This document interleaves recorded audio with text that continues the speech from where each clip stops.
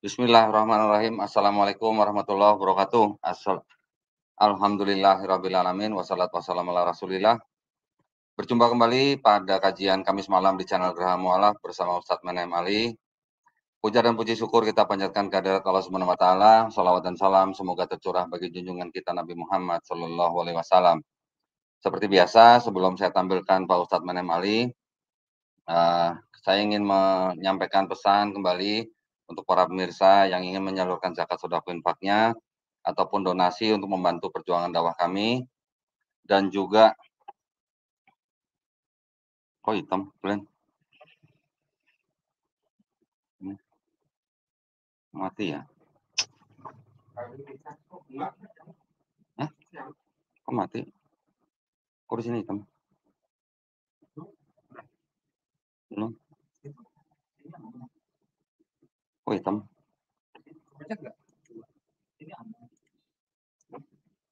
Aduh. Oh, kenapa nih?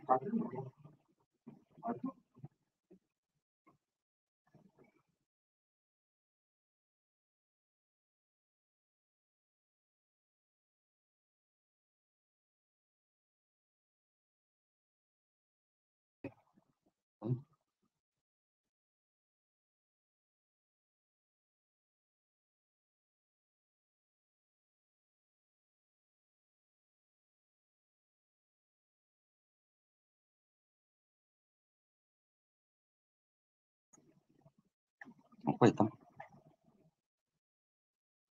Kenapa ya?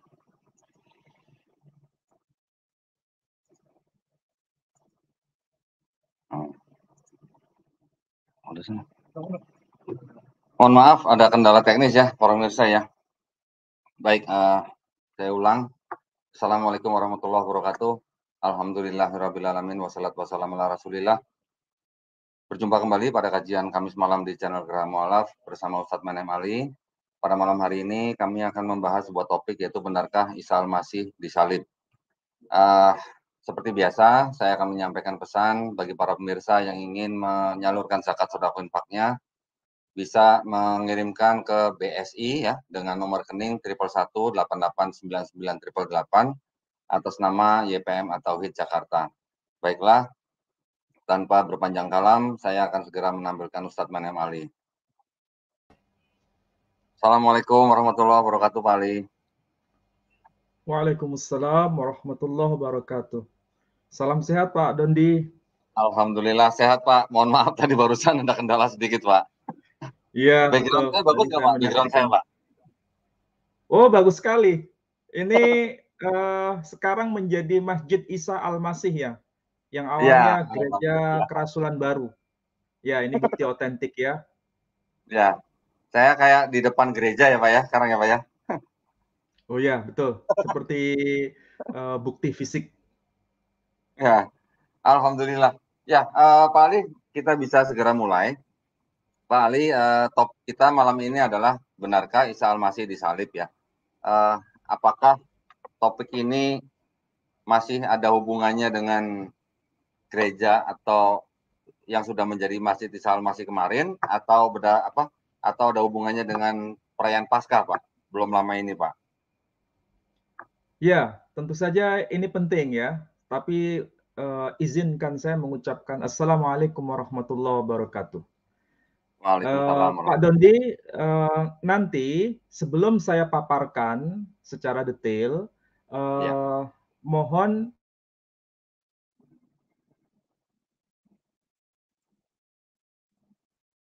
Pak Ali kayaknya juga koneksinya kayaknya kurang bagus ya.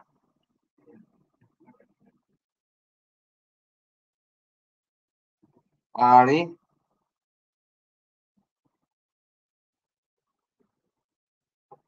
Pak Ali koneksinya kayaknya kurang ya.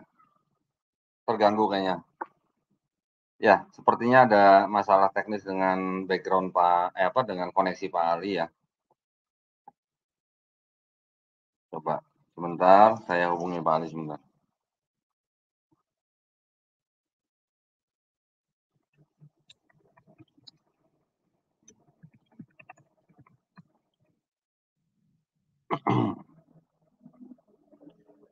Ya, pada malam hari ini Pak Ali tadi memberikan kepada saya topik yaitu benarkah Isa Al-Masih disalib.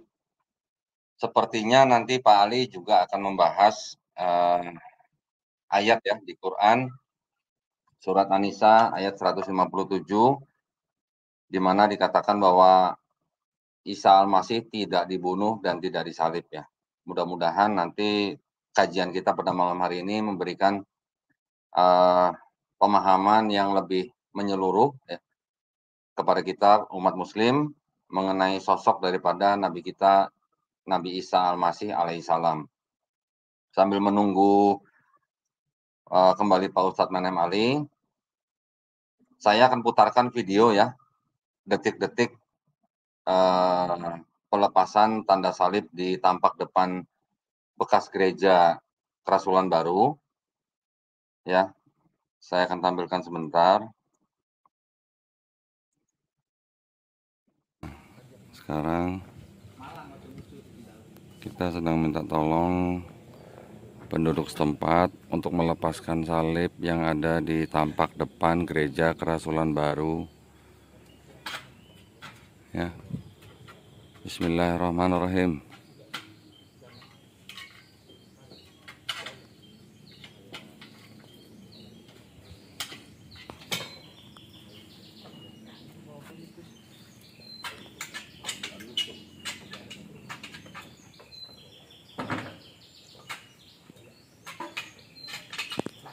Insya Allah lambang salib yang ada di gereja Kerasulan Baru ini yang sudah berhasil kami beli akan kami ganti dengan tulisan Asma Allah.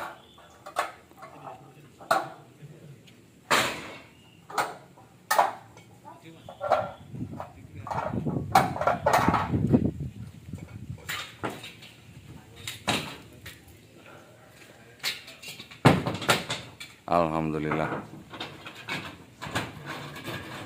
Alhamdulillah. Allahu Akbar.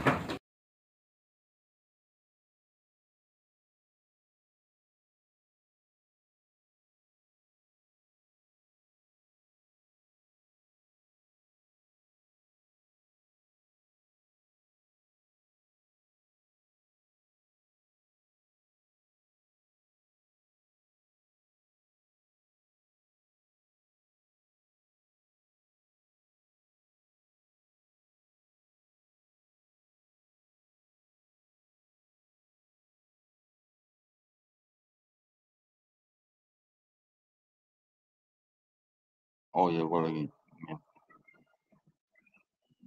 Mohon maaf ya, para pemirsa. Pak Ali sepertinya sedang mengalami gangguan jaringan. Pak Ali, halo. Ya, Pak, bisa masuk lagi, Pak? Kenapa? Pak Ali, videonya tadi berhenti, Pak. Tolong masuk lagi, Pak. Iya, kayaknya ada masalah.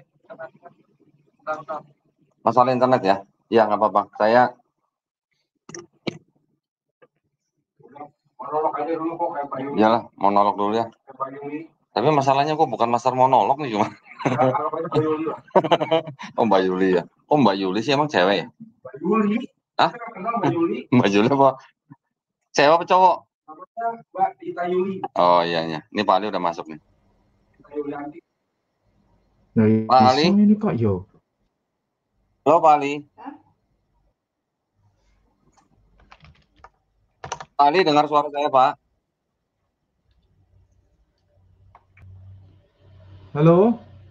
Oh iya Pak Pak Ali Dondi. bisa dengar suara saya. Bisa dengar suara saya Pak? Bisa. Ini ada kendala sepertinya. Ya. Ya, kita lanjutkan Kak. Kita ulangi ya. Baik. Silakan Pak Ali. Ya, Assalamualaikum warahmatullahi wabarakatuh. Mohon maaf bagi para pemirsa agak terganggu karena ada persoalan koneksitas internetnya. Saudara-saudara, malam ini kita akan bicara mengenai topik yang agak spesial, terutama ini berkaitan dengan persoalan Masjid Isa Al-Masih yang kemarin kita bahas. Tentu ini penting dalam rangka edukasi kepada umat beragama. Karena dalam konteks penamaan, dalam makna nama Masjid Isa Al-Masih itu perlu ada penjelasan secara teologis ataupun secara historis. Itulah sebabnya malam ini kita akan coba membahas itu secara paripurna. Nah, saudara-saudara, sebagai pengantar dasar, di negara Indonesia ini memang ada sesuatu yang unik. Karena di berbagai kota besar, terutama kota metropolitan, di antaranya kota Jakarta ataupun kota Surabaya, dan saya kira juga Semarang, itu ada gereja-gereja yang namanya itu Gereja Isa Al-Masih. Di Surabaya ada Gereja Isa Al-Masih, di Semarang ada Gereja Isa Al-Masih, dan di beberapa tempat yang lain ada juga Gereja Isa Al-Masih. Tetapi yang unik, sekali lagi, dalam tradisi keislaman di Indonesia, baru satu-satunya ini yang di Klaten, nama muncul, yakni Masjid Isa Al-Masih. Saya berharap suatu saat nanti di Manado ada Masjid Isa Al-Masih. Di Jakarta ada Masjid Isa Al-Masih. Di Surabaya ada Masjid Isa Al-Masih. Di Klaten harus memang ada Masjid Isa Al-Masih. Ini dalam rangka untuk edukasi. Kalaupun ada gereja Isa Al-Masih di berbagai tempat, seharusnya juga ada Masjid Isa Al-Masih di berbagai tempat. Dan itu dalam rangka untuk mengedukasi, terutama dalam konteks lintas agama.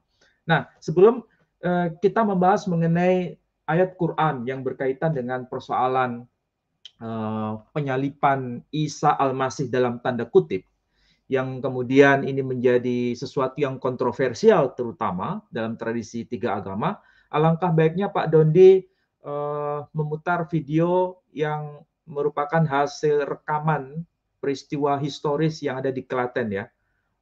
Adanya nama Gereja Kerasulan Baru yang kemudian sekarang menjadi Masjid Isa Al-Masih. Silakan Pak Dondi, bisa diputar videonya. Ya, baik Pak. Ditunggu sebentar Pak. Sekarang kita sedang minta tolong penduduk setempat untuk melepaskan salib yang ada di tampak depan Gereja Kerasulan Baru. Ya. Bismillahirrahmanirrahim.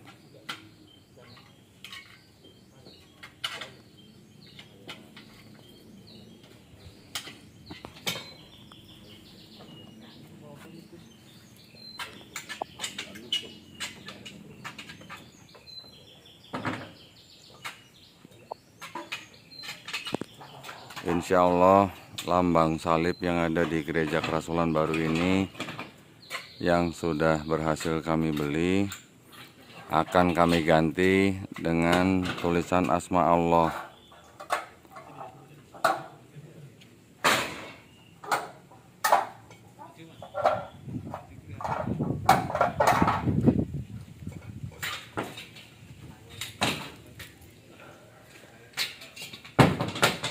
Alhamdulillah. Alhamdulillah. Allahu Akbar. Ya, itu Pak videonya Pak. Ya, itu tadi kita menyaksikan secara seksama ya, bagaimana kita menghargai perbedaan, kita memperlakukan lambang keagamaan itu secara terhormat. Tidak kita istilahnya dilempar ke bawah, ya. Kita tidak lakukan itu, tetapi justru diletakkan secara wajar, diturunkan secara wajar. Itu salah satu bentuk bagaimana kita melakukan upaya toleransi terhadap perbedaan, meskipun kita memperlakukan lambang keagamaan itu seperti yang kita lihat tadi. Dan itu sekaligus pendidikan kepada umat beragama. Dan ini konteksnya pembelian Gereja Kerasulan Baru yang kemudian diubah namanya menjadi Masjid Isa Al-Masih. Saya berpikir begini, mengapa ada pengubahan nama Masjid Isa Al-Masih yang itu ada kaitan dengan lambang salib itu? Tentu saja Pak Dondi ini pasti paham. Lambang salib itu sebetulnya jantung dari keagamaan Kristiani itu sendiri. Bila tanpa ada tanda salib, Bila tanpa ada peristiwa penyaliban, saya kira kekristenan tidak bisa dibangun dengan kokoh. Itulah sebabnya peristiwa penyaliban merupakan sesuatu inti dari agama Kristiani itu sendiri. Nah, tentu saja ini berkaitan dengan sang tokoh yang pernah kita bicarakan pada 2 hari yang lalu. Siapa itu Isa Al-Masih atau siapa itu Yeshua HaMashiach. Nah, tentu saja ini penting untuk dijabarkan pada forum malam ini. Saya berharap Pak Dondi bisa menampilkan ayat Quran ya. Ayat Quran, karena kita bicara dari sisi Quran dulu. Supaya kita ada panduan. Tentu saja ini dari perspektif Islam dulu. Supaya saudara-saudara pemirsa bisa memahami secara utuh.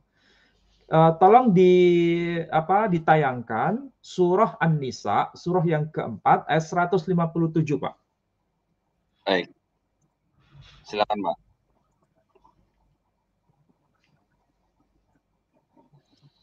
Nah, ini merupakan salah satu ayat di dalam Quran yang merekam informasi berkaitan dengan persoalan yang terjadi di masa sebelum Quran diturunkan.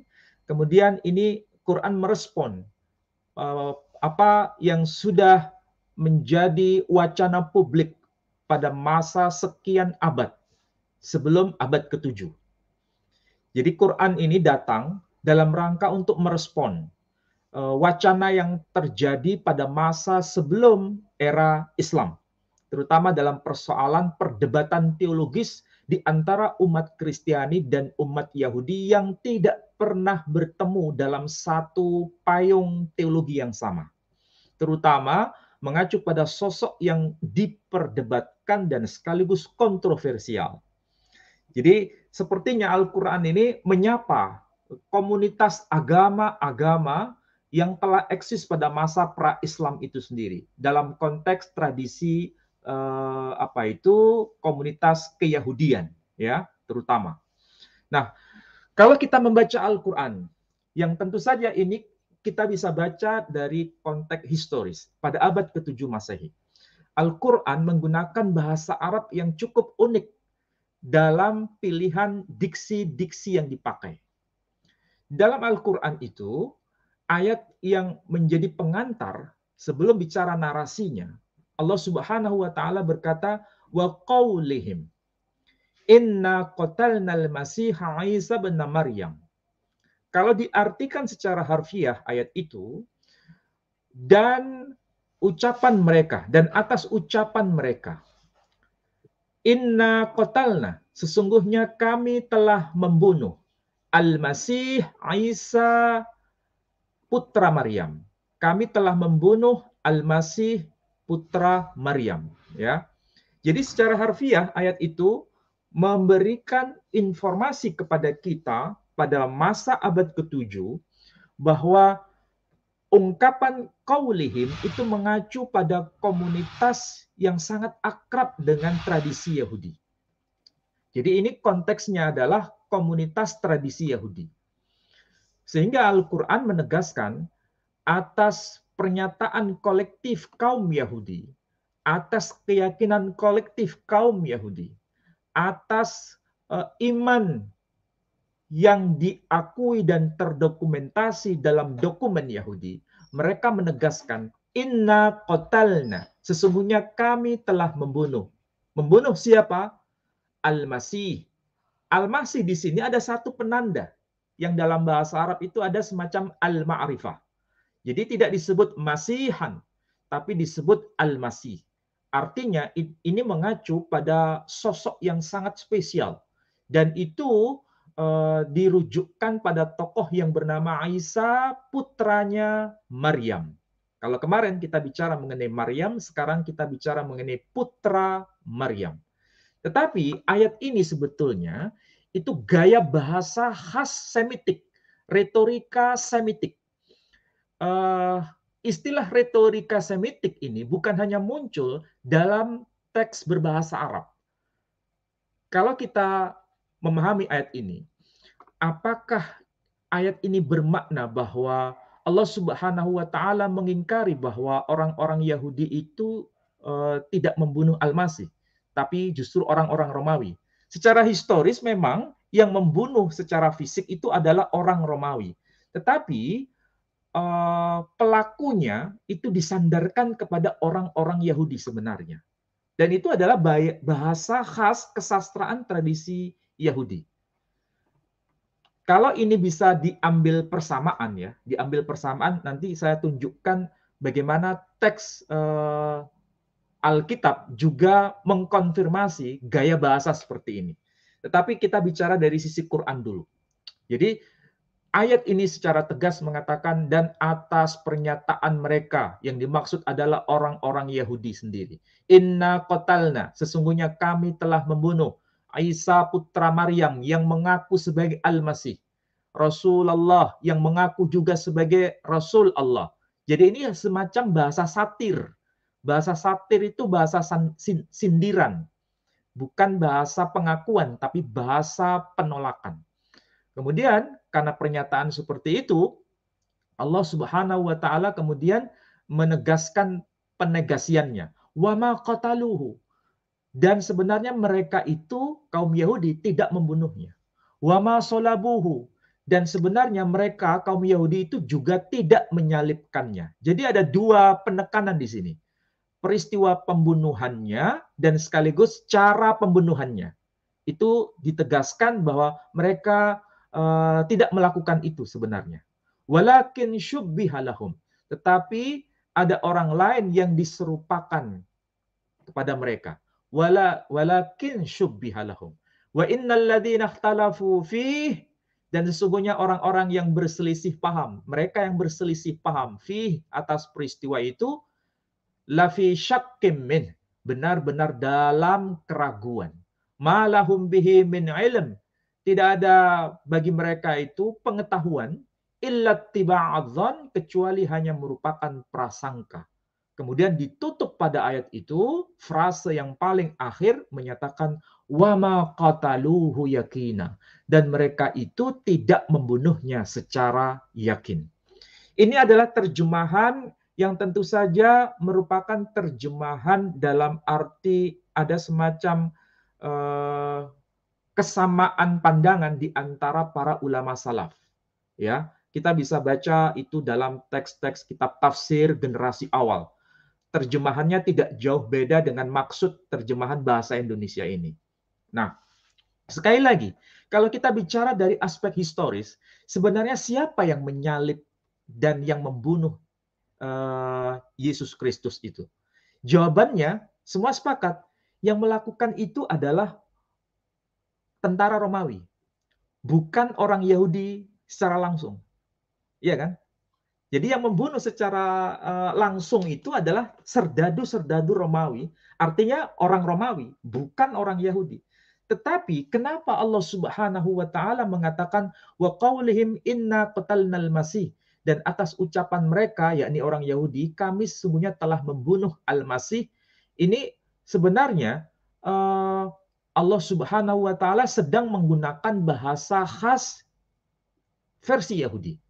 Pola seperti ini bisa kita rujuk pada Perjanjian Baru, kitab Perjanjian Baru. Bisa ditampilkan Pak Dondi ya, teks Perjanjian Baru. Silakan bisa dibuka. Kita ambil yang terjemahan saja supaya lebih gampang. 1 Tesalonika pasal 2 ayat 15. 1 Tesalonika pasal 2 ayat 15.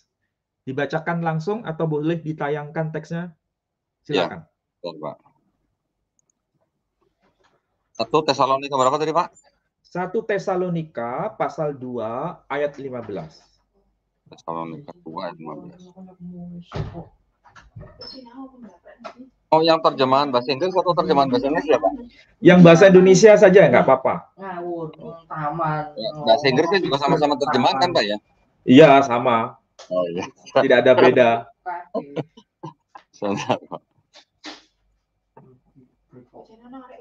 1 Tesalonika 2, maksudnya pasal kedua ayat 15. Oke. Saya tampilkan aja Pak ya, biar pemirsa juga bisa sambil baca Pak. 1 Tesalonika 2 ayat 15, bahkan orang-orang Yahudi itu telah membunuh Tuhan Yesus dan para nabi dan telah menganiaya kami. Apa yang berkenan kepada Allah tidak mereka pedulikan dan semua manusia mereka musuhi. Itu, Oke, ya, baik. Kalau kita mencermati ayat ini dalam versi bahasa Indonesia ataupun dalam versi bahasa Inggris ataupun dalam versi bahasa Yunani, tidak ada perbedaan bahwa penegasan ayat ini mengatakan bahwa orang-orang Yahudi itu telah membunuh Yesus. Oke? Pertanyaannya sekarang, apakah benar yang membunuh Yesus itu adalah orang-orang Yahudi secara fisik? Tidak kan? Bukan. Tapi yang membunuh adalah tentara Romawi. Tetapi kenapa ini disandarkan kepada orang Yahudi? Ini sebetulnya kalimatnya tidak salah, karena Paulus dalam suratnya itu dia berbicara dalam konteks tradisi Yahudi. Bicara dalam konteks tradisi Yahudi. Paulus itu orang Yahudi. Dia paham betul bahasa kesastraan bahasa Ibrani. Ketika dia mengatakan bahwa orang-orang Yahudi telah membunuh Yesus, itu maksudnya otak pelaksana eksekusi mati itu adalah ada di tangan orang-orang Yahudi. Sehingga dengan bahasa kesastraan tradisi Yahudi, Paulus sendiri menegaskan memang orang-orang Yahudi itu yang telah membunuh Yesus. Meskipun secara historis pelakunya itu adalah orang-orang Romawi. Tetapi otak pelaksana eksekusi mati itu sebenarnya orang-orang Yahudi itu sendiri. Sehingga tidak salah teks yang ditulis melalui surat dari Paulus itu sendiri, background-nya Yahudi, dia mengatakan orang-orang Yahudi itu telah membunuh Yesus. Ya, oke. Ini kita baru bisa paham dalam konteks ini kenapa meskipun pelaksana secara fisik itu bukan orang Yahudi, tapi dinisbatkan kepada orang Yahudi, karena ini bicara mengenai grand design-nya siapa. Dengan tegas dikatakan memang benar grand design-nya adalah orang-orang Yahudi. Sehingga dikatakan orang-orang Yahudi telah membunuh Yesus. Oke? Nah, itu harus menjadi pemahaman yang benar dalam konteks tradisi Yahudi. Teks yang lain supaya lebih jelas lagi. Matius pasal 23. Matius pasal 23. Ayat 37 sampai 39. 37. Saya bacakan ya, Pak. Ya, silakan dibaca. Yerusalem, Yerusalem, engkau yang membunuh nabi-nabi dan melempari dengan batu orang-orang yang diutus kepadamu. Berkali-kali aku rindu mengumpulkan anak-anakmu, sama seperti induk ayam mengumpulkan anak-anaknya di bawah sayapnya. Tetapi kamu tidak mau. Nah, pertanyaannya sekarang. Ya, itu aja cukup. Cukup, 37 saja ya. Oke. Ayat 37 itu di frase awal disebutkan, Yerusalem, Yerusalem, engkau yang telah membunuh nabi-nabi dan melempari dengan batu orang-orang yang diutus kepadamu. Saya bertanya sekarang, siapa yang telah membunuh nabi-nabi dan melempari dengan batu orang-orang yang diutus kepada mereka? Siapa? Apakah Yerusalem yang telah membunuh nabi-nabi itu? Tidak kan? Yerusalem itu nama kota, bukan nama orang. Iya kan? Iya, betul, Pak. Sekali lagi, Yerusalem itu nama kota, bukan nama orang. Sehingga kenapa kalimatnya seperti ini? Yerusalem, Yerusalem, engkau yang telah membunuh nabi-nabi. Bukan berarti kota Yerusalemnya yang telah membunuh nabi-nabi, tetapi orang-orang Yahudi itulah yang telah membunuh nabi-nabi. Ini adalah gaya bahasa kesastraan tradisi bahasa Ibrani seperti itu. Jadi meskipun tidak menyebutkan pelakunya secara langsung, tapi dinisbatkan, itu sudah mengindikasikan bahwa mereka memang terlibat dalam peristiwa itu. Jadi sekali lagi, tolong dijejerkan saja Pak. Ini Lukas 13, 34, 35 ini, 37 ya. Kemudian dijejer dengan Ya, Matius 23:37 disejajarkan dengan 1 Tesalonika 2:15, disejajarkan dengan Quran surah keempat ayat 157. Nanti kita akan Oh, lihat polanya. ya, sebentar Pak, sebentar. Saya Dijajarkan coba aja. bikin tabel ya Pak ya. Ya. 1 Tesalonika tadi berapa? 2 ayat 15. 2:15. Matius 23:37 dan Ya. An-Nisa Quran An-Nisa surah 157 ya keempat Pak ya. 157. Ya, sebentar Pak ya. Silakan Bapak, kalau ada yang mau disampaikan dulu, saya coba buat sebentar Pak di sini Pak. Nah, jadi kalau kita memahami tradisi kesastraan Yahudi, itu pasti akan paham maksud pernyataan Quran dalam surah keempat ayat 157. Bahwa kalau orang Yahudi mengatakan inna qatalnal masih, sesungguhnya kami telah membunuh Al-Masih, itu memang benar-benar mereka itu yang telah membunuh Al-Masih, meskipun pelakunya itu adalah orang-orang Romawi. Jadi mereka itu sebenarnya yang telah membunuh, meskipun pelakunya secara fisik itu orang-orang Romawi. Sebagaimana kita bisa lihat, tradisi kesastraan Yahudi pun telah terdokumentasi dalam Perjanjian Baru yang termaktub dalam 1 Tesalonika pasal 2 ayat 15. Itu yang bicara adalah Paulus sendiri yang berlatar sebagai orang Yahudi. Ya.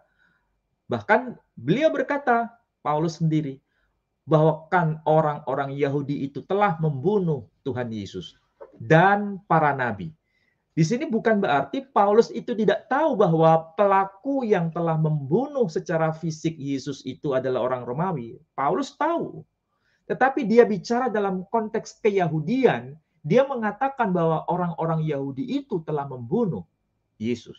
Ini adalah bahasa dari background keyahudian. Ini sama persis seperti Yesus sendiri yang juga orang Yahudi ketika dia bicara bahwa Yerusalem, Yerusalem, engkau yang telah membunuh nabi-nabi. Bukan berarti Yesus tidak paham maksudnya. Dia tahu yang membunuh itu orang-orang Yahudi, tapi dia menggunakan kalimat sastrawi, yakni dengan kata-kata Yerusalem, Yerusalem. Nama kota, bukan nama orang. Ya kan? Sudah dibuat tabelnya, Pak? Sudah, sebentar Pak ya. Oke. Ya, begini Pak. Oh, terlalu kecil ya.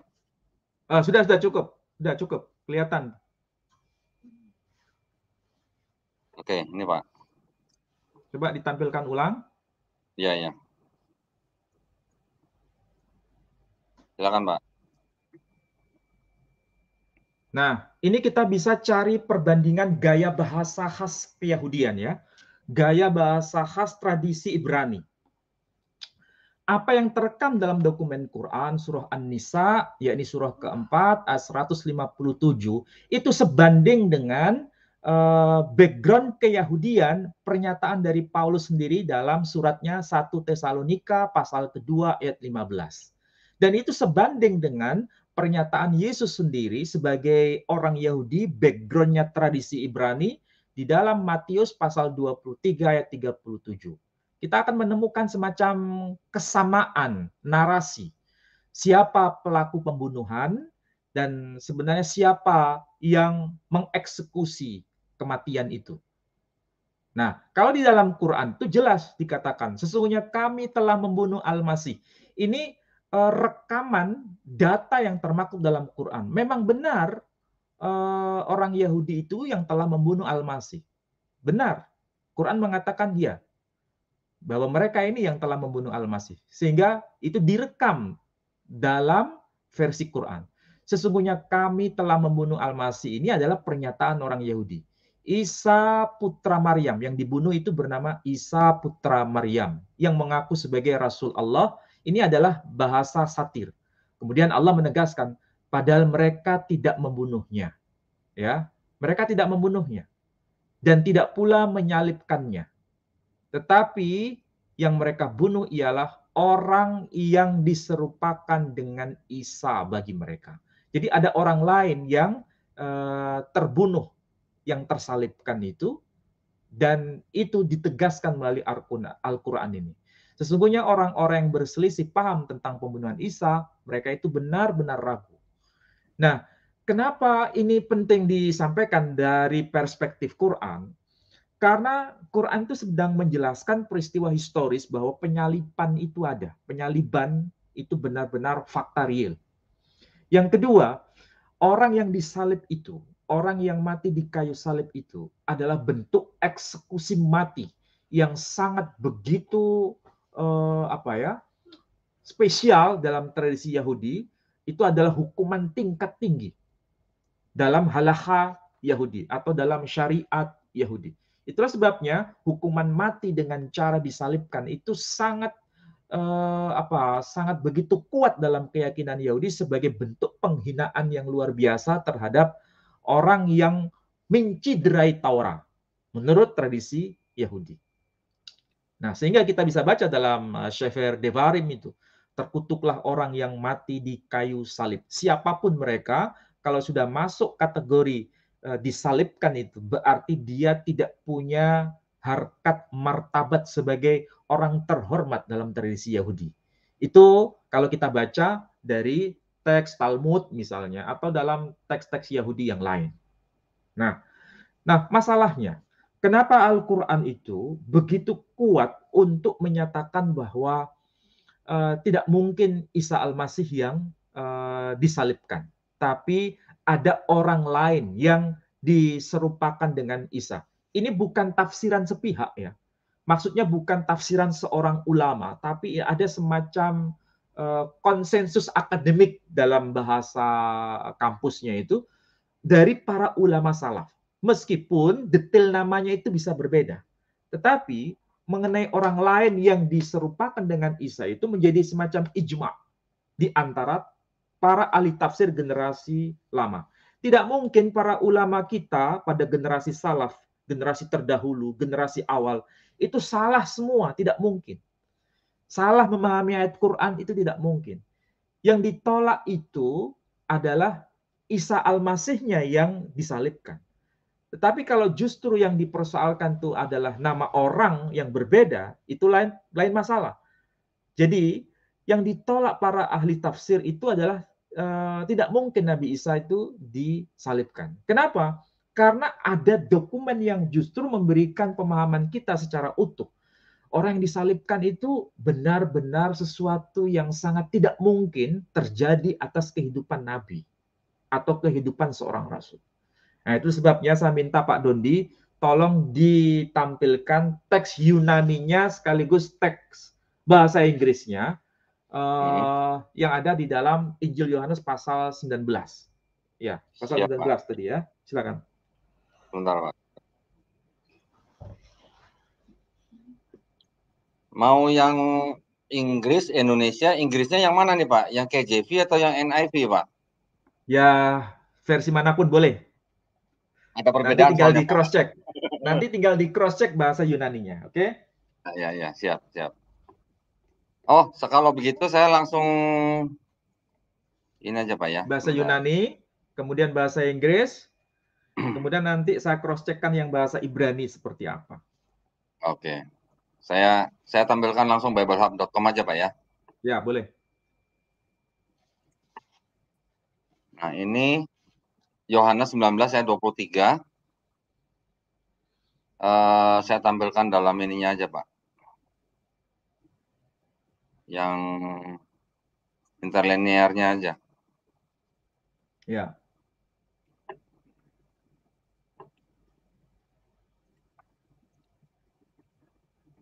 Terbaca ya, Pak? Terbaca. 19 ayat 13, Pak ya? 13 ya. Ayat 13.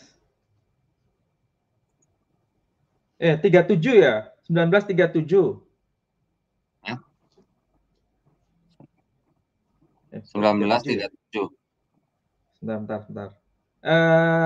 1923, sorry. 1923. Yohanes 19:23. Ya, ini Pak ya. Iya. Silakan coba di situ perhatikan baik-baik ya. Perhatikan baik-baik para pemirsa mungkin bisa mencermati kata demi kata. Oke, di situ ada kata kunci sebenarnya yang penting untuk dipahami dan direnungkan. Di situ ada kata bahasa Inggrisnya, ya, di situ garments. Oke, tapi kita cek bahasa Yunaninya. Sorry, bentar. Bukan garment ya, tapi yang diberi tanda itu ada chitona, sorry, yang bahasa Yunani. Nah, di situ, ya, apa maknanya di chitona di situ? Nah, ini penting untuk dicermati. Oke, kelihatan ya. Nah, di situ cek yang bahasa Yunaninya, di situ tertulis chitona, ya. Nah, apa makna chitona ini? Saya kira jelas ya. Tinggal kita cek yang versi bahasa Inggris. Silakan, Pak Dondi. Baik, sebentar Pak.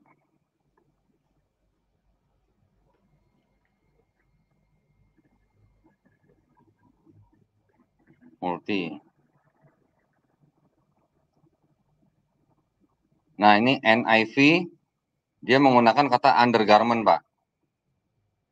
Coba diterjemahkan saja, supaya pemirsa paham.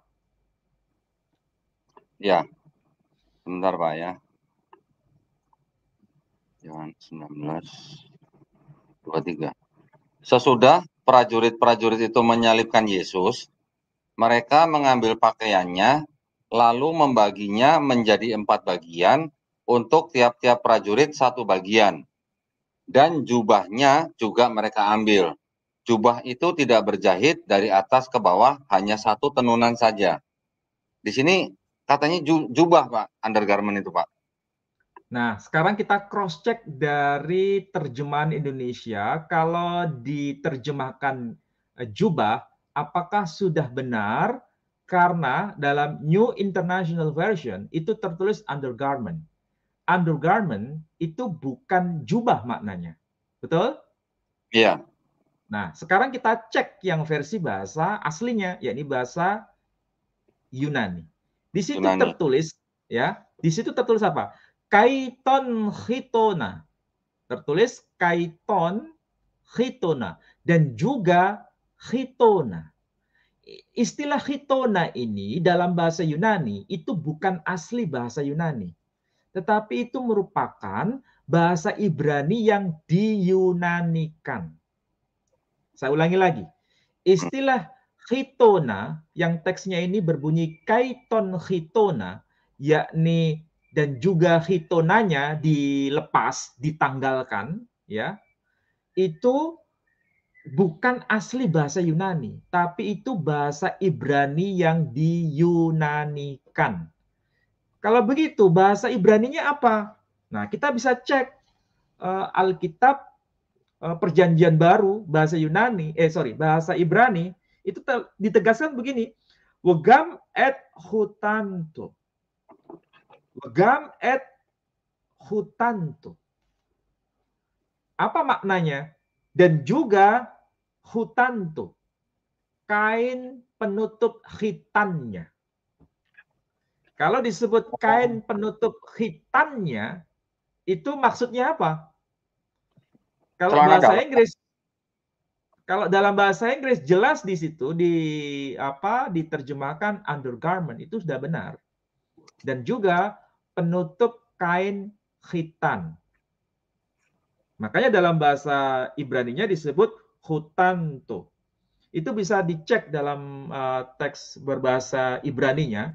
Memang begitu teks bahasa Ibraninya, hutanto. Artinya sama dengan kain penutup khitan. Kalau disebut khitan, kira-kira orang-orang Indonesia pasti paham itu maksudnya apa, ya kan? Dan ini makanya dalam tradisi Yahudi itu, kenapa ini dianggap sebagai hukuman yang paling mengerikan, hukuman yang paling menyedihkan, dan hukuman yang sangat-sangat tidak ada tandingannya dalam tradisi Yahudi. Jadi kalau itu berlaku pada seorang nabi, berlaku pada seorang rasul, berlaku pada seorang tokoh yang dimuliakan dalam tradisi Yahudi, itu sangat-sangat impossible, sangat tidak mungkin.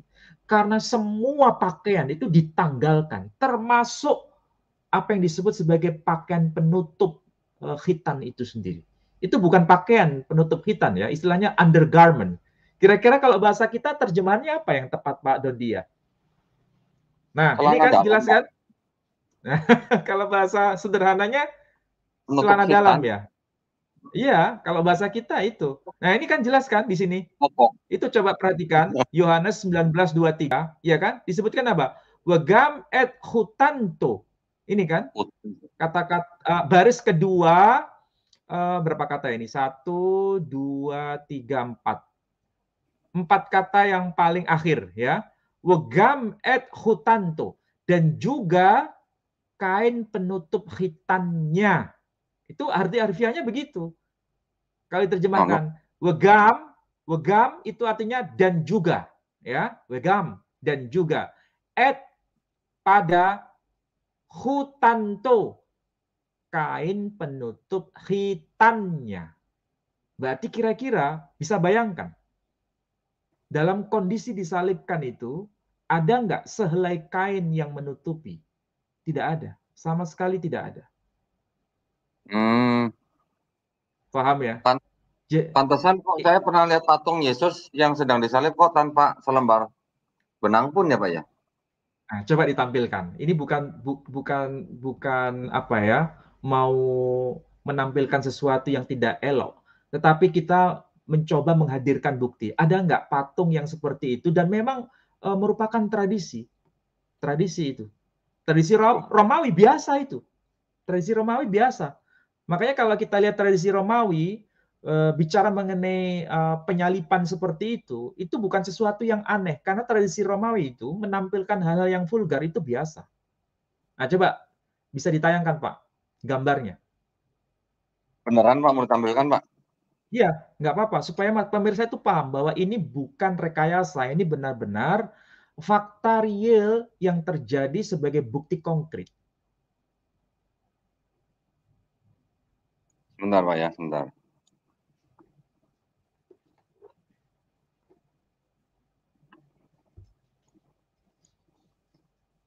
Tapi disensor ya Pak ya? Oh jangan, nggak apa-apa, ditampilkan aja. Nanti kalau disensor malah tidak apa ya, tidak asli.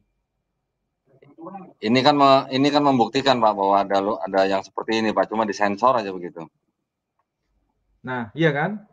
Ini sebuah fakta real. Memang betul-betul tidak ada satu helai kain pun yang menempel. Satu-satu apa dikatakan istilahnya kain sehelai pun itu satu pun tidak ada.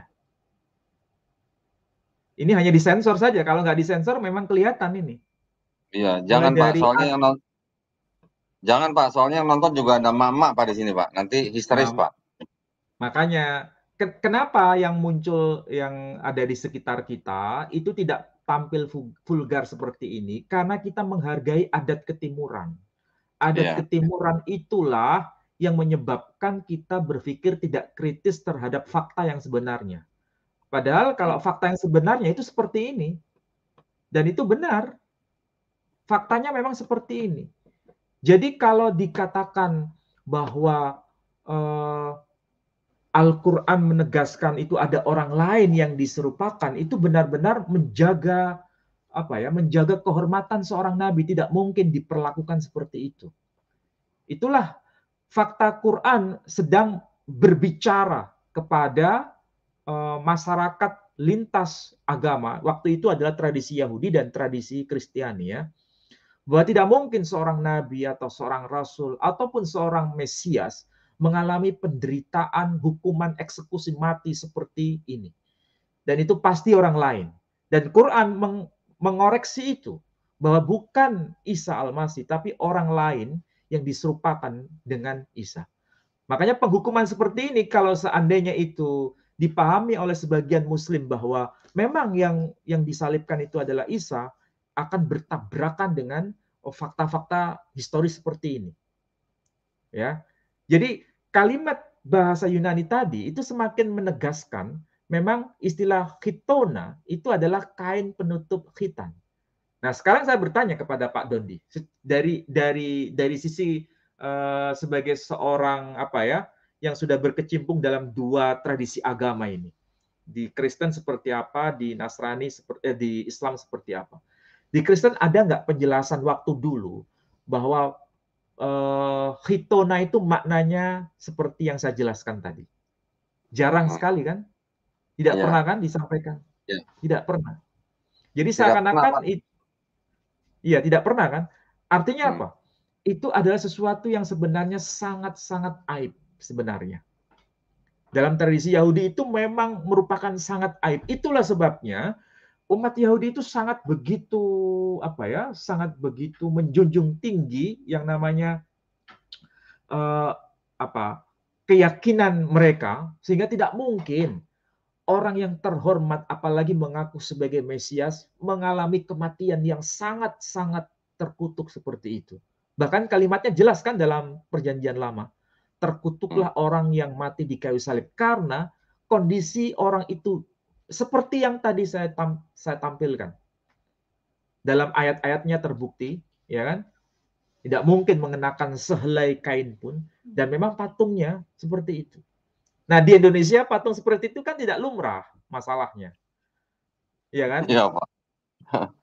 Yang Bisa, paling bisa hilang, sederhana Pak, yaitu kalau patung tadi. begitu, Pak. Kenapa? Kalau ada patung begitu bisa hilang, Pak. Nah, makanya saya kan sebenarnya membawa ke peristiwa sejarah yang apa adanya. Kalau di Hmm. Indonesia paling paling banter itu hanya lambang salib saja. Ataupun kalau ada patungnya mesti ada penutup kain di bagian khitan tadi. Tapi Ya. padahal dari teks perjanjian baru berbahasa Yunani itu memang tidak ada sehelai kain pun. Sehingga ketika Quran bicara wama qataluhu yaqina dan mereka itu tidak membunuhnya secara yakin, itu sebenarnya Quran bicara dari aspek kesadaran bahwa tidak mungkin seorang nabi, seorang rasul, seorang mesias mengalami peristiwa itu. Pasti orang lain. Dan Iya. itulah sebabnya kitab-kitab tafsir sepakat bahwa yang terbunuh itu atau yang tersalib itu adalah orang lain, bukan Isa, tapi orang yang diserupakan dengan Isa. Hmm. Nah, dari penjelasan yang tadi sudah saya katakan, itu ada dua aspek yang kita pelajari. Pertama, dari aspek kebahasaan. Kedua, dari aspek historisnya. Ya, dan itu penting untuk dipahami. Nah, yang lebih menarik lagi, sebenarnya ketika Quran itu berargumen bahwa ada orang lain yang telah disalibkan itu memang benar-benar terkonfirmasi dari teks misalnya Injil Petrus yang menurut para ahli itu maksimal tarikhnya, tarikh penulisan itu abad kedua Masehi. Dan memang ada penyebutan ada orang lain yang diserupakan seperti Yesus sendiri yang disebut sebagai kelompok Doketisme yang dituduh bahwa Injil Petrus itu bagian dari sekte Doketisme. Nah, saya kira Pak Dodi tahu siapa itu kelompok Doketisme itu. Orang yang menyangkal bahwa tidak mungkin itu Yesus, tapi orang lain, ya kan? Berarti sudah ada penegasan dokumen sebelum era Islam itu sendiri. Oke? Ada pertanyaan Pak Dondi? Pak Ali, saya Ya, ingin mencermati mengenai kata salib, Pak. ya, Kata salib ini kan yang kita selama ini ketahui kan bentuknya kan cross begini ya, Pak ya. Ada yang ya. vertikal, ada yang horizontal begitu, Pak. Hmm. Tapi kalau saya baca yang di versi bahasa Inggris, Pak, terjemahan bahasa Inggris, itu kan ada kalimat yang mengatakan bahwa Kisah Para Rasul 5 ayat 30, Pak. Kita coba sama-sama lihat, Pak ya. Hmm. Kisah Para Rasul 5 ayat 30. Bahasa Indonesianya memang dikatakan seperti ini, Pak. 5:30. Sebentar. Allah nenek moyang kita telah membangkitkan Yesus yang kamu gantungkan pada kayu salib dan kamu bunuh. Tetapi kalau bahasa Inggrisnya, Pak, itu hanya dikatakan on the tree gitu, Pak, hang on the tree gitu. Saya akan perlihatkan sebentar ya. Kisah Para Rasul 5:30. Apakah salib itu hanya berupa suatu sebatang seperti batang pohon saja atau memang ada palangnya gitu, Pak? Di antara tradisi Kristiani itu memang ada dua pemahaman ya. Kalau saya ambil contoh, tradisi orang-orang yang mengikuti paham Unitarian, ya, saya kira tahu ya, paham Unitarian itu salah satunya adalah kelompok Saksi Yehova. Ketika memahami istilah salib itu hanya semacam kayu yang tanpa ada palangnya, sekedar kayu vertikal saja, yang horizontal tidak ada. Jadi kayunya itu kayu semacam satu batang itu aja, tidak ada yang horizontal. Nah artinya apa? Sejak awal dalam tradisi Yunani itu pun ada perdebatan, itu kayunya apakah kayu vertikal saja atau hanya ada juga kayu vertikal plus horizontal. Itu ada problem memang sampai sekarang. Dan itu kita tidak bisa ikut campur ya dalam perdebatan soal itu. Tetapi, nah ini harus diakui. Tetapi dalam pemahaman tradisi Ibrani, orang disalibkan itu disapa dengan sebutan hatalui. Hatalui, orang yang digantung, kalau secara harfiah. Nah, digantung itu seperti apa bentuknya? Nah, kalau di situ makna harfiahnya digantung dalam satu pohon, satu batang itu saja, bukan yang ada yang vertikal. Itu hatalui secara harfiah.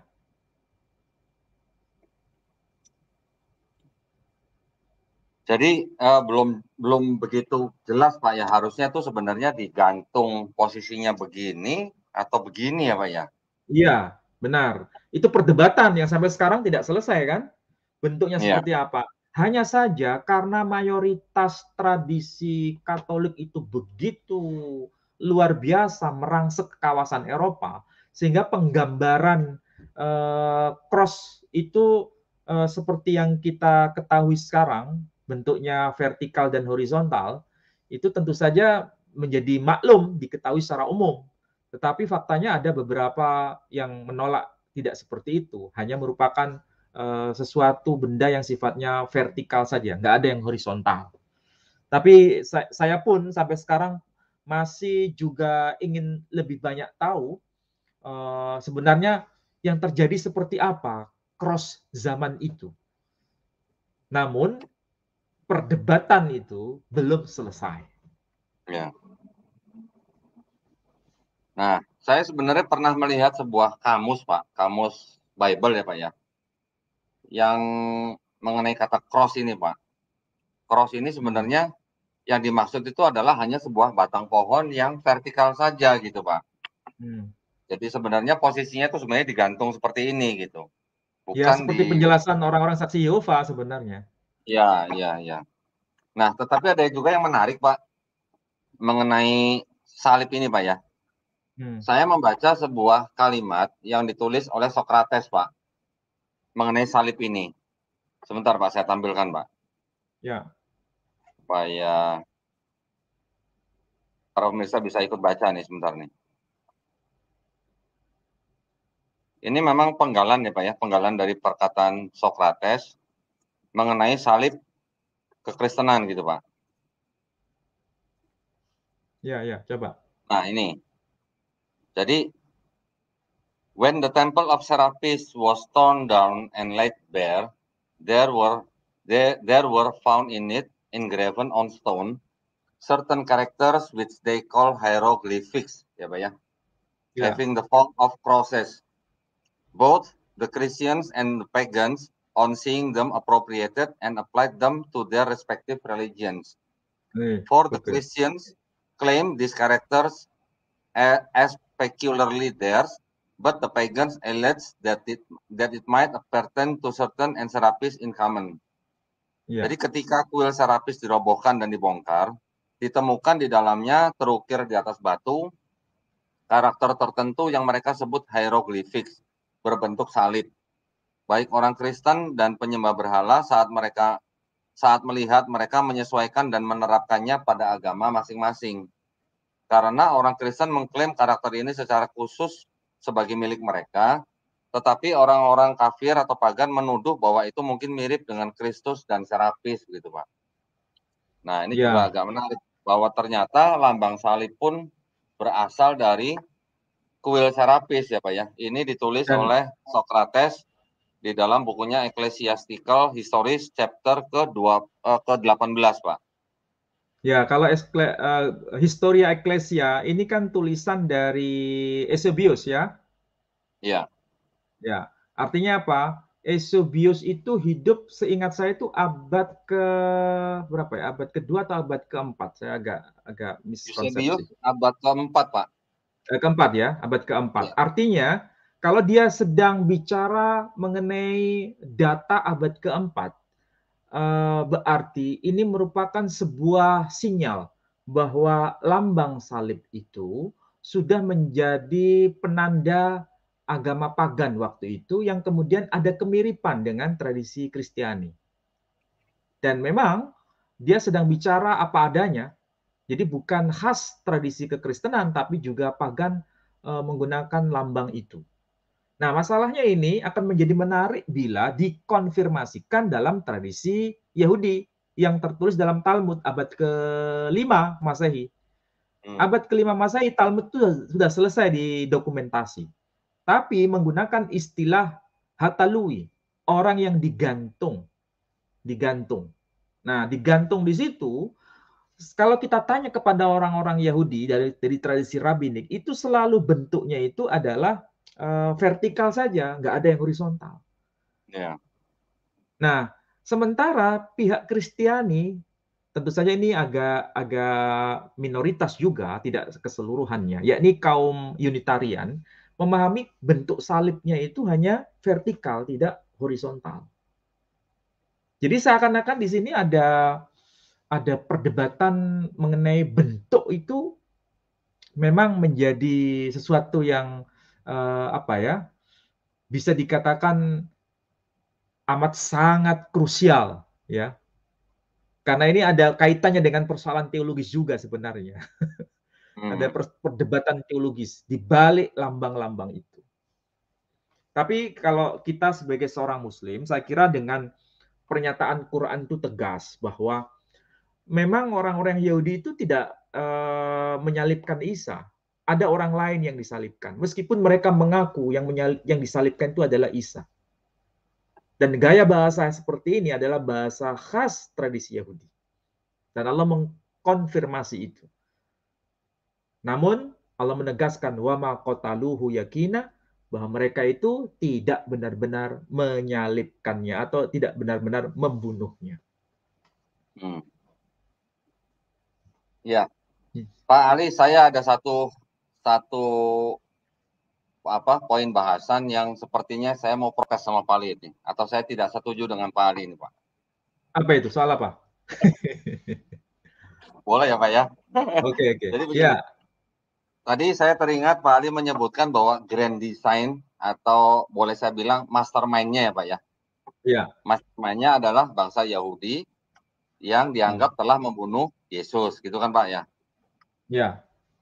Kalau kita baca lebih luas lagi Pak, memang imam Yahudi ini yang menyerahkan Yesus kepada Pontius Pilatus ya Pak ya? Ya. Menuntut kepada Pontius Pilatus untuk menyalibkan Yesus. Kemudian yang melaksanakan adalah tentara Romawi, anak buahnya Pontius Pilatus, gitu kan Pak? Iya, betul. Tetapi kan imam Yahudi ini kan tidak bisa Pak menangkap Yesus kalau tidak ada informasi atau tidak ada informan Pak. Iya, betul. Iya. Informannya kan kita tahu Pak, Yudas Iskariot Pak ya. Iya. Nah, sedangkan Yudas Iskariot bertindak seperti itu karena ada bisikan atau dirasuki oleh iblis Pak. Betul nggak, Pak? Iya, iya, iya. Oke, terus gimana? Nah, jadi kalau menurut saya, Pak, ini sebenarnya adalah percobaan pembunuhan kedua yang dilakukan oleh iblis, Pak. Ah, kalau saya tidak setega itu ya kalau saya. Kalau saya hanya fokus ke tradisi Yahudi. Memang tradisi Yahudi itu unik. Bila itu berkaitan dengan peristiwa yang sangat-sangat menyalahi syariah, ya, menyalahi Hmm, syariah, maka orang Yahudi itu harus menggunakan tangan orang kedua. Tidak boleh mereka sendiri yang melakukan. Nah, iya, itu tradisi Yahudi begitu, ya. iya, Makanya pelaksana eksekusi mati secara action itu bukan mereka, iya, tetapi yang meminta adalah mereka. Jadi kalau iya, mereka tidak meminta di hadapan Pilatus, salibkan dia, maka Pilatus tidak mungkin melakukan itu. iya, Karena ini ada kaitan dengan suara iya, mayoritas yang terjajah waktu itu kaum Yahudi. iya, Nah, sekaligus ini diteguhkan dengan konsep kebahasaan Ibrani. Karena tidak mungkin ini lepas dari konsep bahasa Ibrani. Seperti Yesus sendiri mengatakan, Yerusalem, Yerusalem, engkau yang telah membunuh nabi-nabi. Apakah benar Yesus tidak paham apa peristiwa sejarah itu? Masa kota Yerusalem yang membunuh nabi-nabi kan tidak mungkin, iya kan? iya, iya, Ya, ini bahasa sastra sebenarnya dari Yesus sendiri. Termasuk Paulus juga mengatakan orang-orang Yahudi yang telah membunuh nabi-nabi. Bukan berarti Paulus iya, tidak tahu bahwa yang membunuh rabi-rabi itu adalah tentara Romawi. Dia tahu. Tapi kenapa disandarkan kepada orang-orang Yahudi yang membunuh nabi-nabi? Karena ini bahasa sastra khas Yahudi. Quran iya, juga begitu sama. Ketika mengatakan wa qaulihim inna qatalnal masih, sesungguhnya mereka ini yang membunuh Al-Masih, itu Quran tahu. iya, Jadi Quran tegas mengatakan orang Yahudi yang membunuh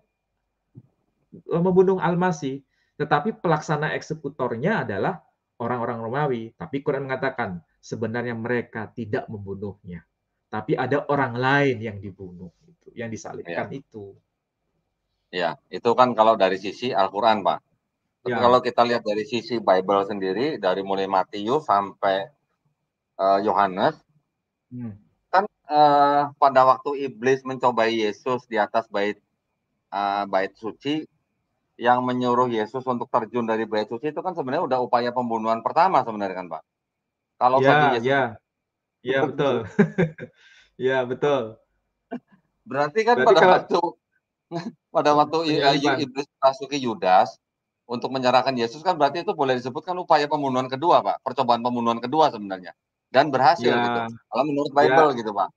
ada grand design dari Diabolos memang. Kalau dari apa yang dilakukan oleh Yudas kan. Tapi Iya, menariknya begini, Pak. Menariknya begini. Ini ada sesuatu yang ada link ya.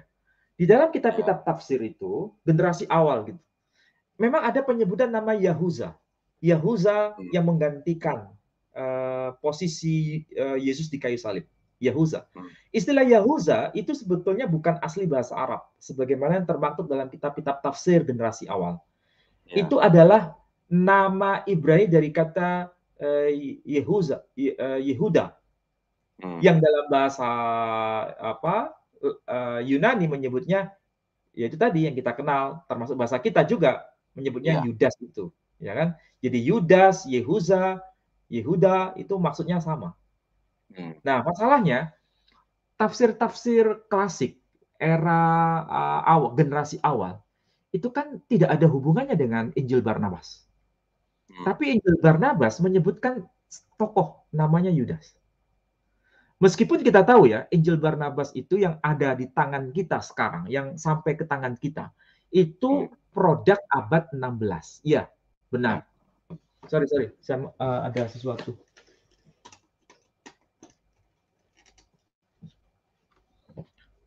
Sampai mana tadi? Sampai abad 16 ya.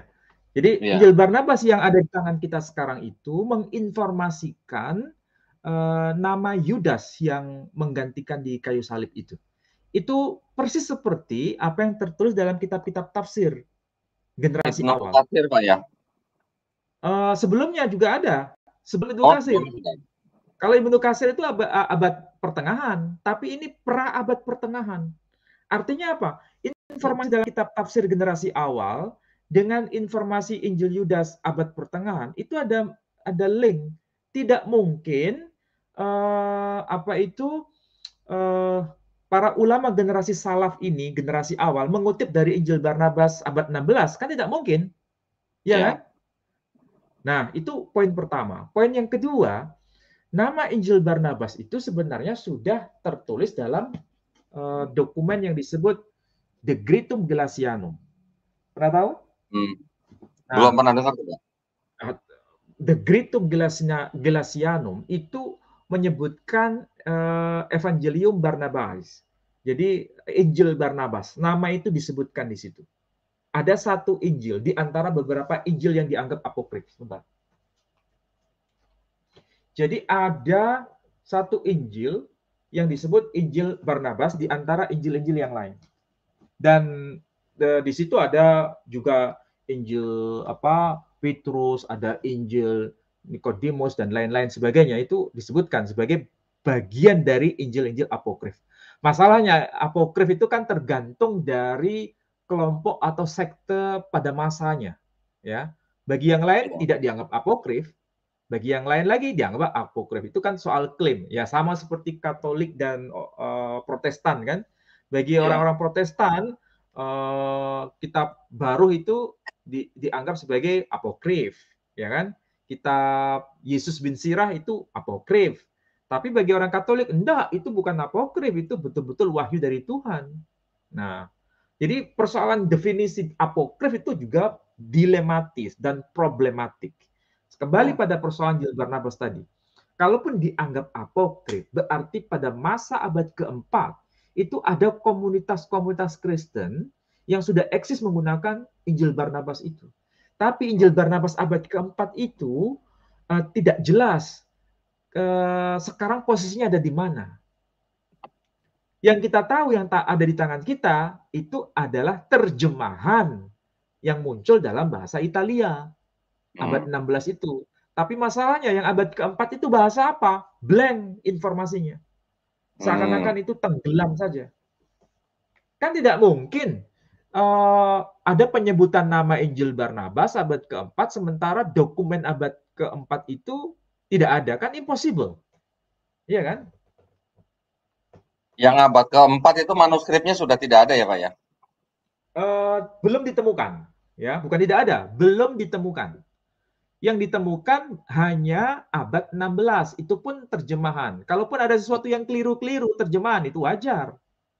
Memang kalau kita lihat Injil Barnabas yang sekarang abad 16 itu ada kesalahan-kesalahan terjemahan itu iya, tapi itu kan terjemahan.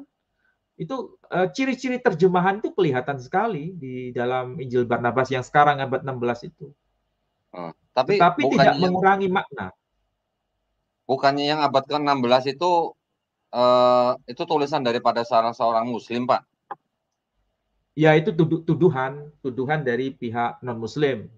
Dikatakan itu tulisan dari Framerino, ya kan? Tetapi masalahnya apa yang dituduhkan itu kan belum fix bahwa itu adalah produk dari abad 16 versi Islam.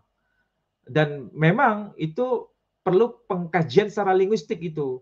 Dan kalau dicermati kajian secara linguistik membuktikan bahwa itu banyak kesalahan dari sisi terjemahan. Jadi bukan teks asli, itu terjemahan. Artinya kalau terjemahan berarti ada teks aslinya kan? Nah, teks aslinya itu yang belum ditemukan. Dan kalau ada teks aslinya benar, karena pada abad keempat sudah ada yang namanya Injil Barnabas itu.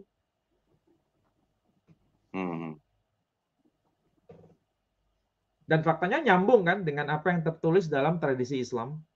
Bahwa yang namanya disebut salah satunya adalah Yehuza atau Yahuza. Yang dimaksud dengan Yudas itu ya Pak ya? Ya, yang dalam Injil Barnabas versi terjemahan Indonesia disebut Yudas, atau dalam bahasa Yunani juga sama disebut seperti itu. Ya. Tapi kalau Nah, ini kan kita juga tahu Pak ada kodeks-kodeks yang termasuk di dalam Nag Hammadi Library ya Pak ya. Ya, Nah, itu kan di dalam salah satu kodeks yang ada di dalam Nag Hammadi Library itu kan ada yang menyebutkan bahwa ternyata Yesus malah menonton prosesi penyaliban itu sambil tertawa ya Pak. ada memang, ada. Dan itu dianggap Nah, apokrif oleh kelompok Kristen yang sekarang. Tetapi ya, itu tidak menutup kemungkinan bahwa komunitas Kristen yang mengakui seperti itu, bahwa ada orang lain yang disalibkan, itu pernah ada sebelum munculnya Quran, sudah ada.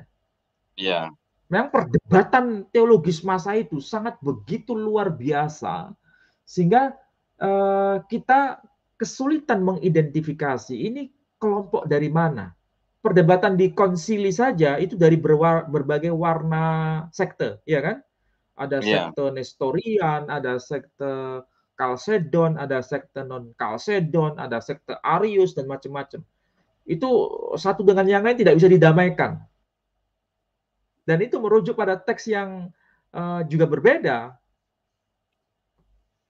Makanya kalau kita baca misalnya teks Nag Hammadi, itu salah satu dokumen yang tidak bisa dielakkan karena dalam Injil Petrus mengakui bahwa ada pernyataan di situ kaum doketisme, ya, yang mengakui bahwa ada orang lain, bukan Yesus atau bukan Isa yang disalibkan. ya. Ini ada yang di kalimat-kalimat terakhir yang saya beri tanda kuning, Pak. Ya, They struck me with the reed. It was another Simon who bore the cross oh, on his shoulder. ya, I was another upon whom they placed the crown of thorns. But I was rejoicing in the hate over all the wealth of the archons and the offspring of their error, of their empty glory, and I was laughing at their ignorance. Jadi nah, di sini jelas malah kan? Disebutkan namanya Simon, ya. ya, ya, Ya, dan berarti ini orang lain dan Yesus sendiri sedang apa ya, menertawakan peristiwa itu dalam ya, konteks ini, ya kan? Ya, ini dokumen yang muncul era pra-Islam kan ini. Dokumen era ya, pra-Islam. Artinya Quran itu tidak sedang berbicara ngelantur kemana-mana. Enggak. Quran bicara sesuai dengan dokumen pada masa pra-Islam sudah ada. ya, Jadi Quran tidak sedang bicara teologi yang baru, enggak.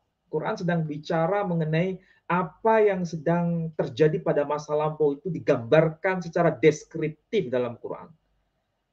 ya.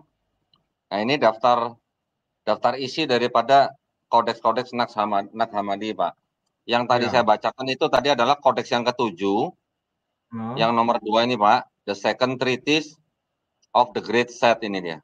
ya, Nah ini.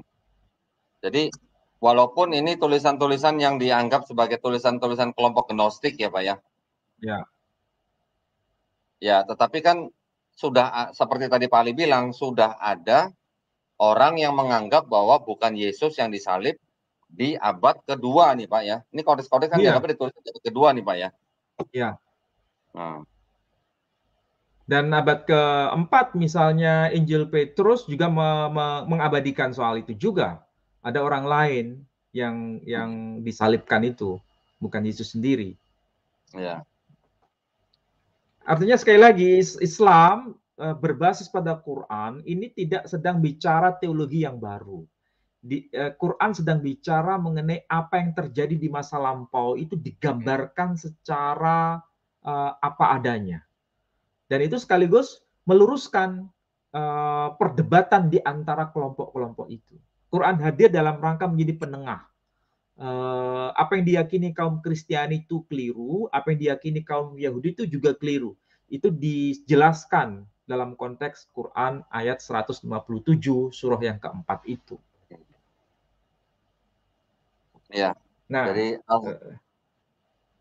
jadi terang benderang ya Pak ya, apa yang dikatakan di dalam Quran bahwa jika memang Isa Al-Masih tidak dibunuh dan tidak disalib, di masa pada saat Nabi Isa Al-Masih masih hidup di atas muka bumi ini, memang sudah ada cerita-cerita yang tidak sama gitu ya Pak ya.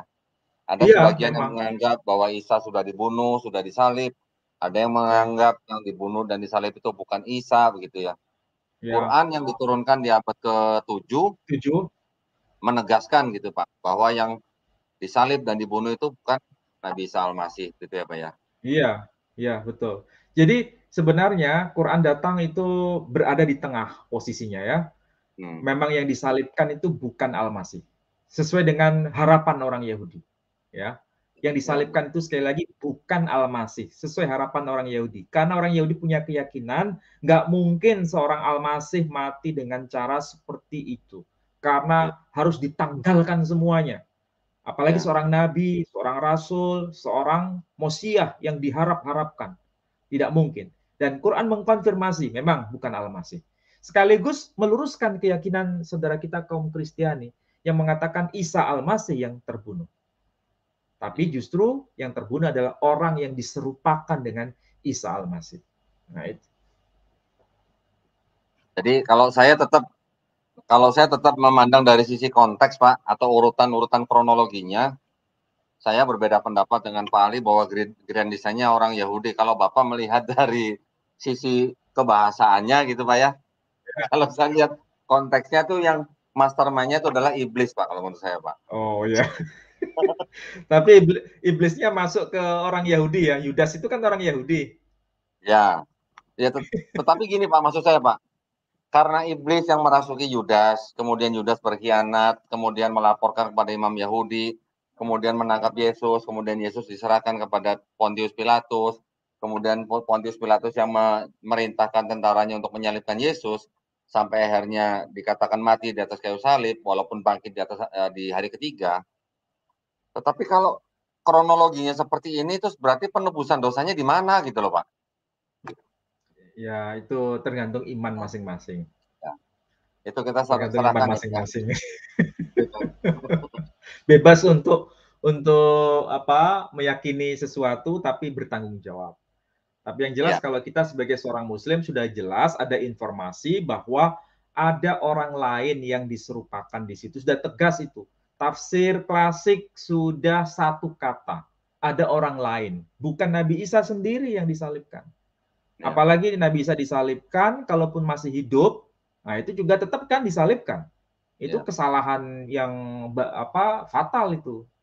Pemahaman seperti itu sangat keliru. Tidak ada ulama salaf yang membahas seperti itu. Tidak ada. Ya. Baik, Oke, Pak saya Ali. kira demikian Kalau, ya, Pak Dodi. oh ya, Pak, tadi ada yang nanya kalau mengenai Yesus Barabas, Pak Ali ada yang mau disampaikan nggak, Pak? Yesus Barabas. Yesus Barabas itu, ya itu lagi. Nama Yesus itu kan sebetulnya bukan satu orang ya. Ada Iya, banyak orang.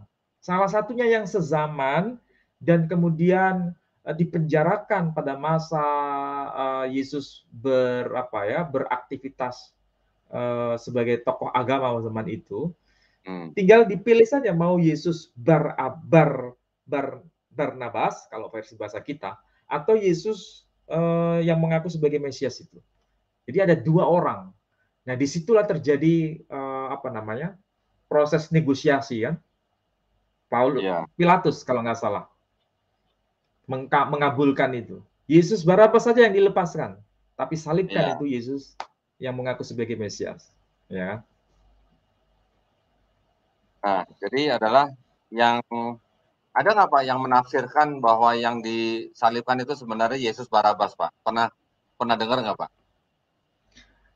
ada, tetapi analisisnya itu kurang begitu meyakinkan ya, Hmm, karena penceritaannya itu hanya sekilas, tidak runut. iya, Yesus iya, Barabas dilepaskan setelah itu selesai, nggak ada cerita sama sekali, iya. ya kan? Kalau Nggak ada yang cerita saya sama pernah sekali. baca ya, Pak ya, yang mempunyai teori bahwa yang disalibkan itu adalah Yudas Iskariot, itu berdasarkan kepada argumen bahwa Yesus sendiri kan bisa merubah mukanya sendiri, Pak. Hmm. Yesus bisa berbuat mukjizat untuk merubah mukanya sendiri. Jadi ada teori bahwa pada saat Yudas mencium Yesus di Taman Getsemani, sesaat sebelum ditangkap, ini ada teori bahwa Yesus bertukar muka begitu Pak dengan Yudas Iskariot gitu Pak. Ini teori ya Kak, Pak ya, teori yang saya ya, baca nih. Jadi yang Kak, ditangkap dan disalibkan itu adalah sebenarnya Yudas Iskariot yang mukanya telah ditukar dengan Yesus. Itu teori yang mengatakan bahwa yang disalib adalah Yudas Iskariot gitu Pak. Tetapi itu hanyalah kalau teori ya. Kalau saya begini, Pak, memahami apa yang saya baca dalam Perjanjian Baru. Sebenarnya ketika Yesus berdakwah kepada kaumnya, yakni Bani Israel, baik itu di Hmm, tempat ibadah atau di luar tempat ibadah, itu kan selalu dikejar-kejar, iya. selalu di apa? Istilahnya itu tidak mendapatkan tempat yang nyaman untuk berdakwah, selalu dikejar-kejar. Sehingga mereka sendiri tidak begitu mengenal wajah Yesus, nggak begitu mengenal secara apa, secara familiar gitu. Dan itu fakta. Bahkan dilempari dengan batu, kemudian beliau menyelinap kemana-mana. Jadi nggak ada seorang pun yang begitu banyak tahu wajah persisnya Yesus itu nggak banyak tahu. Kecuali hanya Iya, murid-muridnya sendiri yang terlalu akrab ya. Kecuali murid-muridnya iya. sendiri.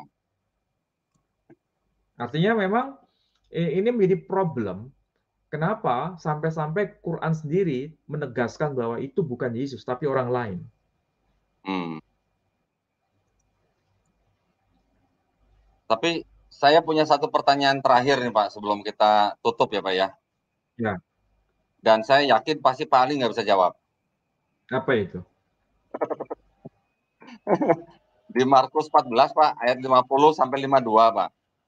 Itu pada saat Yesus Markus, ditangkap. uh, Markus 5, Markus 14 ayat 50 sampai 52 Pak. 14:50 sampai Uh-huh. 52. Ya, Oh, lalu semua murid itu meninggalkan dia dan melarikan diri. Ada ya, seorang 51. muda yang pada waktu itu hanya memakai sehelai kain lenan untuk Hmm. menutupi badannya mengikuti dia. Mereka hendak menangkapnya, tetapi ia melepaskan kainnya dan lari dengan telanjang. Nah, Maksudnya itu siapa yang siapa dimaksud itu Pak Ali pemuda itu? itu? Iya, siapa tuh Pak Ali anak Eh, muda itu Pak? ini dalam tradisi gereja ya. Ini Hmm. dimaksudkan adalah Markus sendiri, Oh, Mas. tradisi gereja ya. Jadi anak Iya, muda iya, yang iya. dimaksud itu adalah Markus.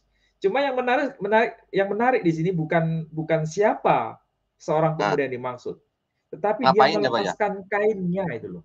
Melepaskan kainnya dan lari dengan telanjang ini bahasanya seperti apa? Bahasa Yunaninya. Ini menarik. Suatu saat nanti. Lagi ngapain gitu Ini Pak ya di Taman Getsemani malam-malam? Pak hanya pakai kain lenan, kemudian pas lari ngelepasin kain dan lari dengan telanjang gitu. Nah, Pak Dondi bisa bayangkan ya, kalau prajurit Romawi melepas pakaian, kira-kira dalam kondisi seperti itu bagaimana? Ada nggak kain yang masih menempel dalam tubuh di tubuh? Nggak ada Pak, nggak ada Pak. Itu tadi makanya dalam bahasa Yunani menyebutnya hitona, jelas. Ya, berarti yang pemuda yang lari tanpa kain itu berarti dia lari tanpa kitona ya Pak ya? Saya nggak bisa jawab lah. Ya, ya, ya, ya. Baiklah, mudah-mudahan apa yang Pak Ali paparkan pada malam hari ini ya bisa memperkaya wawasan kita ya tentang ya pemahaman-pemahaman yang berbeda dari Islam dan juga daripada saudara kita yang Kristen mengenai peristiwa disalibnya Yesus di dalam Bible dan disalibnya Isa Al-Masih di dalam Al-Quran gitu ya. Ya, Mudah-mudahan paparan Pak Ali pada malam hari ini bermanfaat untuk kita semua. Sebelum saya tutup, apakah Pak Ali ada yang mau ditambahkan? Sedikit Pak? ya, ringkasnya, Quran itu meluruskan berbagai pandangan yang ada masa pra-Islam, ya, Ya, berkaitan dengan siapa itu Yesus yang diakui sebagai nabi, rasul, dan al-masih, dan tidak mungkin mati atau terbunuh dengan cara disalibkan seperti itu. apalagi disalibkan tanpa menggunakan sehelai kain pun. Kalaupun para nabi itu ada yang mati, itu biasa. Tapi mati dengan cara tidak terhormat seperti itu yang justru sangat tidak luar biasa. Dalam pandangan Yahudi, apalagi dalam pandangan Islam. Ya, itu sebagai kesimpulan. Dan itu adalah amanat Quran ketika bicara mengenai siapa yang menggantikan itu. Ada orang lain yang menggantikan itu. Saya kira demikian Pak Dondi ya. Baik, terima kasih banyak Pak Ali atas paparannya pada malam hari ini. Jadi saya juga teringat Pak, 3 fungsi daripada Al-Quran yaitu sebagai musodik ya, membenarkan daripada kitab-kitab sebelum Al-Quran. Kemudian sebagai Al-Muhaimin yang mengoreksi atau sebagai batu ujian daripada kitab-kitab sebelumnya dan kesalahpahaman daripada pengikut-pengikut nabi-nabi sebelumnya. Yang terakhir adalah sebagai mubayyin Pak ya, yang menjelaskan.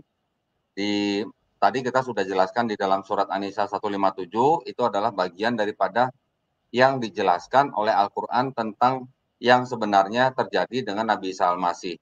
Begitu ya Pak Ali ya? Ya. Baik, Alhamdulillah. Semoga kajian kita pada malam hari ini bermanfaat untuk para pemirsa.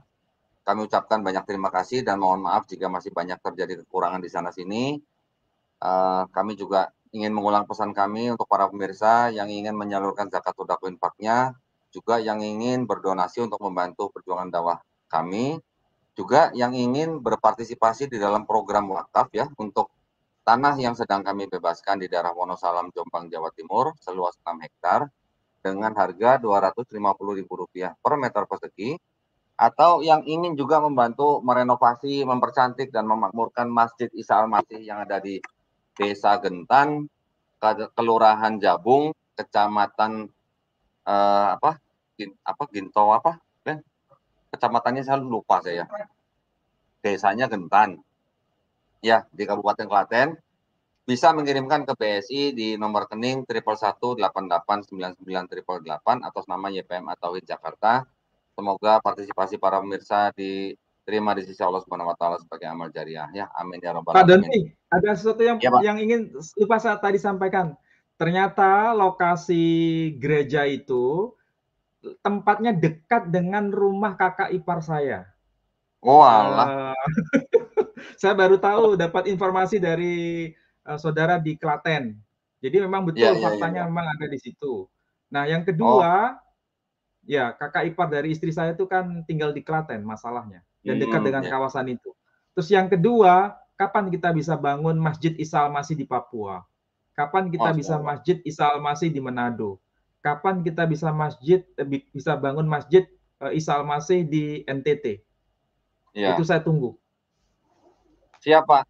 Masya Allah. Kita berdoa semoga cita-cita kita diridhoi Allah Subhanahu wa taala ya, Pak ya.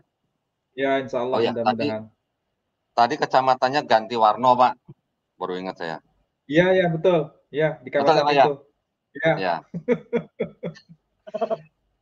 Benar. Ya, mohon doanya para pemirsa, semoga apa yang kami perjuangkan diridhoi Allah Subhanahu wa taala ya. Kalau begitu kami ingin pamit, mohon undur diri. Wabillahi taufiq wal hidayah. Wassalamualaikum warahmatullahi wabarakatuh. Terima kasih banyak Pak Ali. Waalaikumsalam warahmatullahi wabarakatuh. Terima kasih Pak Dondi.